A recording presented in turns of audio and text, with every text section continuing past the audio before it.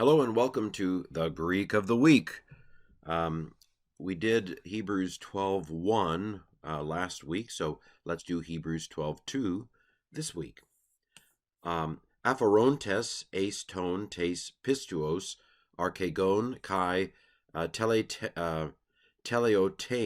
Yesun. All right. So you'll remember that the first verse says, "Therefore, since we're surrounded by such a great cloud of witnesses, let us run with patience the race that is set before us." And what are we going to do while we do that? We are going to be aphorontes. We are going to be looking. If you know the Greek word horao, it's right in there. Horao. My aunt is an active participle. Unt. So this is a present active participle, nominative masculine plural, because it goes along with let us run. So it's a plural, it's a masculine plural. It includes women too, but Greek's biased. So this, put it all together, you have present active participle, nominative masculine plural from aphoreo, to look away, look away, look away unto Jesus. Oh, way down south in Dixie. No, that's not it. Okay, so looking, um, as we run, we are looking unto the of faith leader and perfecter, Jesus. Good Greek, beautiful Greek, great Greek. Very frustrating for the beginning Greek student. You almost what I used to tell students to do, at least sometimes, print this out and then like put parentheses around this, because you have two articles, the. Well, that doesn't make any sense, and they're in different cases, right? This is accusative masculine singular because it goes with Jesus, and this is genitive feminine singular because it goes with faith, pistis. This is the frustrating genitive feminine singular of the cis third declension nouns. They go cis seos, or in this case, pistis pisteos. Anyway, it's frustrating because it doesn't look like what I want it to look like. All right, so into the of faith leader and perfecter, Jesus. We put it in our Greek computer. It comes out, looking unto the pioneer and perfecter of faith, Jesus. So what they've began and what they've completed is faith. So Jesus began the faith, and he got to keep the faith. He was the completer of the faith. Now, I suppose that there were a lot of people in the Old Testament who had faith too. But he's the one that led us to glory, right? None of the Old Testament saints led us to glory, a la Hebrews 2. He actually is leading us to glory. He has done the deed. It is finished. So looking as we run, I'm running. I've got my eye. How much further do I have to run? How much further do I have to run? And there's Jesus at the finish line, looking unto the author and finisher of our faith, Jesus. All right? Next. By the way, for historical record, I did test positive for COVID today. So I feel fine. I think, tis but a scratch. But anyway, just for historical record, let it be said. All right, so looking unto the author and finisher of our faith, Jesus, who, for the set before him joy. Again, not pleasant to the beginning Greek student. Very nice Greek. I wonder if they found it annoying too. I wonder if there were people in the back of the church saying, "Come on, man, talk normal. Why do you have to put all the modifiers in the middle and everything?" I wonder, I wonder if it annoyed even the Greek people of that time, or they thought, "No, there he goes. That author, that Apollos, or whoever the author of Hebrews was, there he goes again. Come on, talk like normal people." You may know that the Greek of the New Testament is not high literary Greek by and large. Hebrews is, Luke, Acts are, but in fact, there were people who thought maybe this is a special inspired Greek, maybe it's Holy Ghost Greek, and then they dug up all these ordinary documents in Egypt at the Oxyrhynchus at that site, and it turns out that the most of the Greek of the New Testament is street Greek. It's ordinary Greek, street, the kind of Greek that ordinary people spoke. And so it is interesting to speculate how the average Joanna in maybe in Rome, hearing this, thought, "Oh, this guy, he's just he's just a little stuck on himself." I'm not, by the way, accusing the author of Hebrews of that. I'm just saying is that I wonder if some of the people in the congregation found this sort of Greek just as a bit burdensome as the freshman Greek student or the first semester Greek student. Now, please hear me. This is beautiful. I think this is beautiful, fantastical Greek. It's magnificent. So I want to go on record. This Greek is magnificent.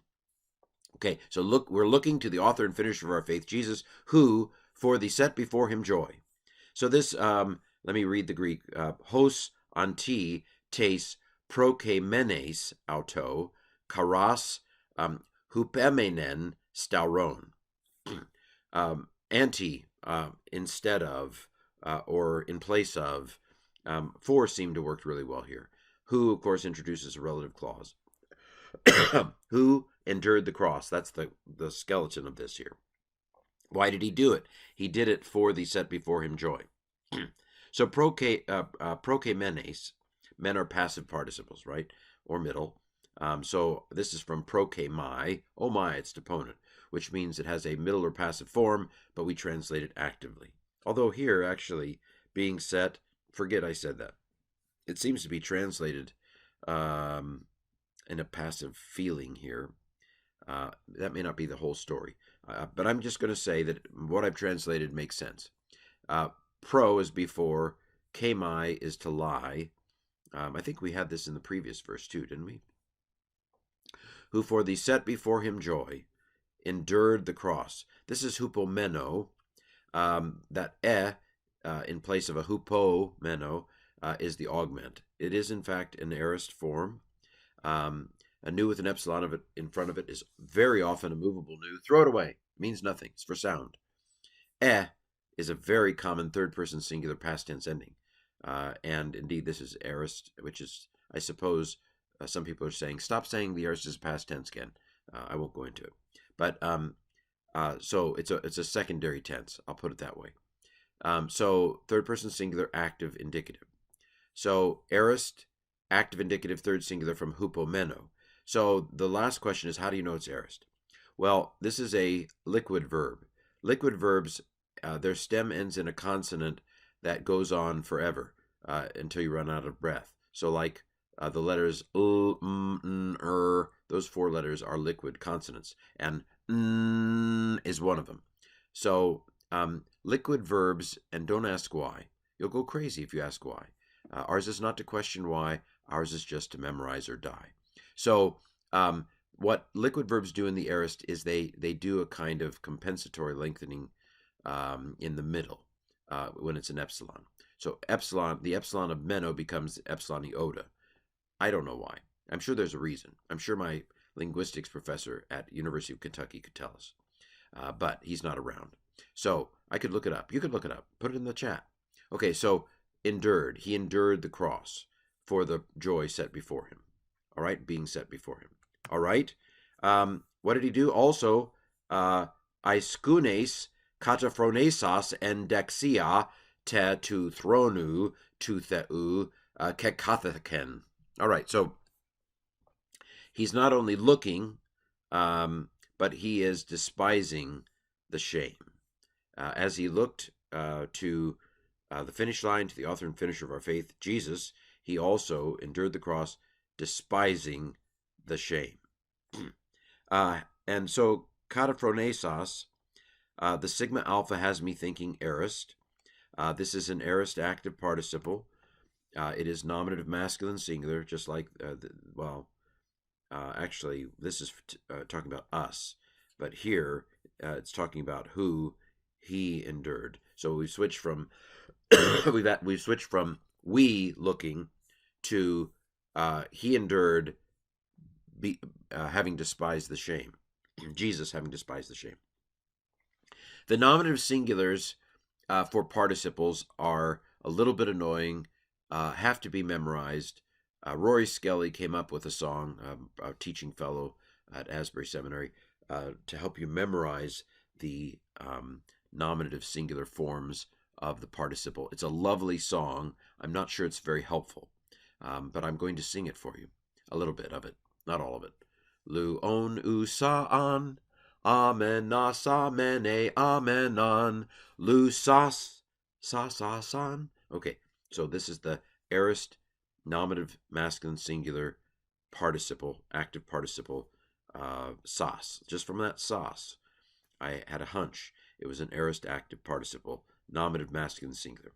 And it's from kataphroneo, to despise, to look down upon, to mind down. Of course, etymological fallacy, it doesn't really work, but in this case, it kind of is a nice illustration that helps you remember the word. Having despised the shame. This is genitive.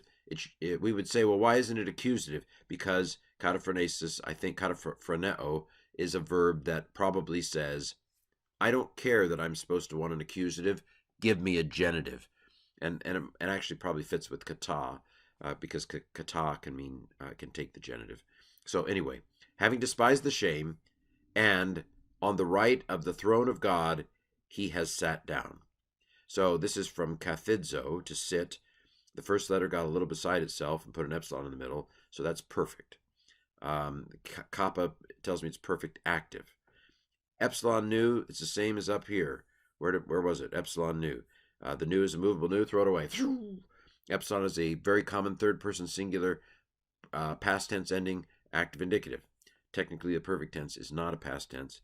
It's a primary tense. That's not important right now. It takes those endings anyway. This is perfect active indicative third singular from kathidzo. He has sat and he remains seated on the right hand. So putting it all together. Therefore, since we're surrounded by such a great cloud of witnesses, let us run with patience the race that is set before us, laying aside sin and so forth. Looking to the author and finisher of our faith, Jesus, who, for the joy set before him, endured the cross, having despised the shame, and he sat down on the right hand of the throne of God.